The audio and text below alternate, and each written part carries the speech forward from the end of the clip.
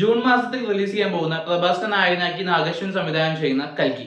കൽക്കി എന്ന് പറഞ്ഞ സിനിമ ഇന്ത്യയിലെ തന്നെ ഏറ്റവും ചിലവേറിയ സിനിമയായിട്ടാണ് ഇപ്പൊ പറയപ്പെടുന്നത്. എന്തായാലും സിനിമ റിലീസ് എടുക്കുന്നതിന് മുമ്പ് തന്നെ അവരൊരു പ്രില്യൂഡ് ആയിട്ട് ഒരു അനിമേഷൻ സീരീസ് റിലീസ് ചെയ്തിരിക്കുകയാണ്. വെറും 2 എപ്പിസോഡുകൾ മാത്രമാണ് വന്നിട്ടുള്ളത്. ബുജ്ജി ആൻഡ് ഭൈരവ എന്ന് പറഞ്ഞിട്ട് അവരുടെ മെയിൻ ക്യാരക്ടേഴ്സിനെ ഇൻട്രോഡ്യൂസ് ചെയ്തുകൊണ്ടുള്ള ഒരു സീരീസ് ആണ്. ഈ 2 എപ്പിസോഡുകൾ, ഈ അനിമേഷൻ എപ്പിസോഡുകൾ കണ്ടപ്പോൾ എനിക്ക് തോന്നിയ കാര്യങ്ങൾ പറയാമെന്ന് വെച്ചിട്ടാണ്.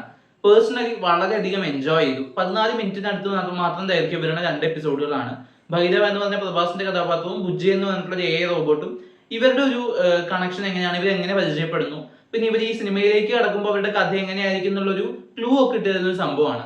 പേഴ്സണലി ഞാൻ വളരെയധികം എൻജോയ് ചെയ്തു. ഇതിൽ അന്നാബനും ബ്രഹ്മാനന്ദവും അങ്ങനെ പരിചിതമായിട്ടുള്ള കുറച്ച് ആക്ടേഴ്സ് ഒക്കെ ഉണ്ട്.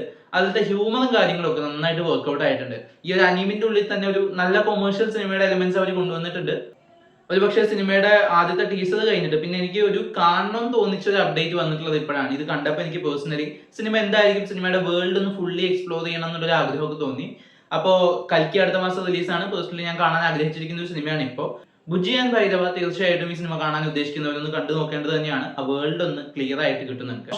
വലിയ മോശമുള്ള അനിമേഷൻ ഒന്നുമില്ല, അത്യാവശ്യം ഡീസന്റ് ആണ്. കീർത്തി സുരേഷ് ഒക്കെയാണ് ഡബ് ചെയ്തിട്ടുള്ളത്. പ്രഭാസ് ഒക്കെ മെയിൻ റോൾ ആള് തന്നെ ഡബ് ചെയ്തിട്ടുണ്ട്. അപ്പൊ മൊത്തത്തിൽ കാണാൻ നല്ല രസമുള്ളൊരു 2 എപ്പിസോഡുകളാണ്. കണ്ടു നോക്കുക. ആമസോൺ പ്രൈമിൽ അവൈലബിൾ ആയിട്ടുണ്ട്.